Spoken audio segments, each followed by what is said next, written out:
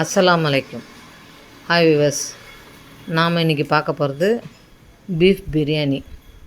அதுக்கு பீஃப் வாங்கி சுத்தம் பண்ணி குக்கரில் விசில் விட்டு வேக வச்சு எடுத்து வச்சிடணும். This video sponsored by Moto app. இதோட டீட்டெயில்ஸ் டிஸ்கிரிப்ஷனில் கொடுத்துருப்போம், பார்த்துக்கோங்க. வீடியோக்குள்ளே போகலாம்.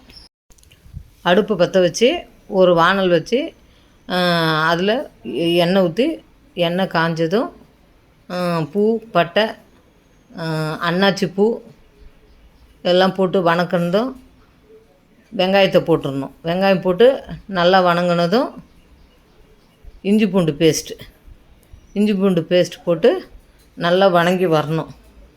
கறி வெந்திருக்கான்னு பார்த்துக்கோங்க.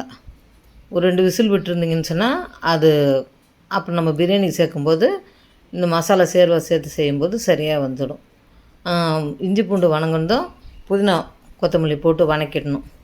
வணக்கிட்டு தக்காளி போட்டு கொஞ்சம் உப்பு போட்டுக்கோங்க. அப்போ தான் தக்காளி வணங்கும்.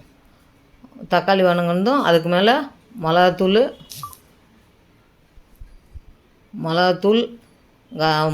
ஜீரகத்தூள், கரம் மசாலா, உப்பு, மஞ்சத்தூள் எல்லாம் போட்டு நல்லா வணக்குங்க. வணங்கினதும் நம்ம தயிர் வச்சுருப்போம், தயிரும் கொஞ்சம் போட்டுக்கோங்க. தயிர் வணங்கினதும் எலுமிச்சை சாறு போட்டு அதன் பிறகு நம்ம தக்காளி நிறைய போட்டாக்கா விரையாக இருக்கணும். ஒரு 2 தக்காளி அரைச்சி அதுலேயே ஊற்றிக்க வேண்டியது தான்.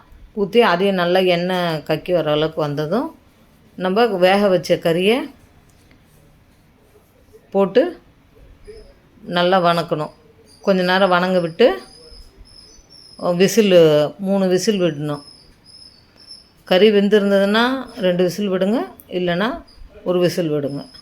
விட்டு இறக்கிட்டு நம்ம சாதத்தை வேக வடித்து எடுத்துக்கணும்.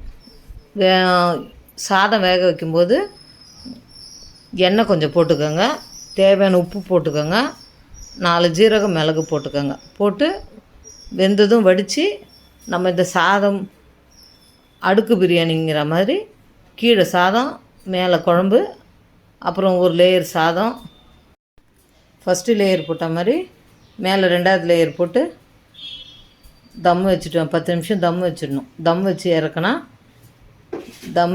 பீஃப் தம் பிரியாணி ரெடி. Thank you viewers.